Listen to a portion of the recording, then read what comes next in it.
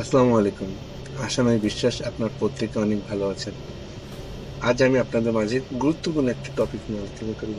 আমি জানি যে আপনারা অনেকেই ফ্রিল্যান্সিং শুরু করতে চান।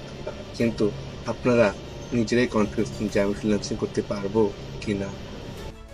ফ্রিল্যান্সিং করতে মূলত আমাদের নিজেদের প্রতি আত্মবিশ্বাস থাকতে হবে, নিজের প্রতি জেদ থাকতে হবে।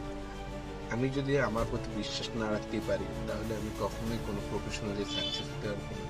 আর যদি আমি আমার নিজের প্রতি বিশ্বাস রাখতে পারি নিয়ে আমি নিজের প্রতি কনফিডেন্স পাই যে না, আমাকে এই প্রফেশনে সাকসেসফুল হয়ে আমার স্বপ্নটাকে পূরণ করতে হবে, তাহলে আপনি এই ফ্রিল্যান্সিং সেক্টরে সাকসেস হতে পারবেন, না হলে আপনি কোনো সেক্টরেই সাকসেস হতে পারবেন না।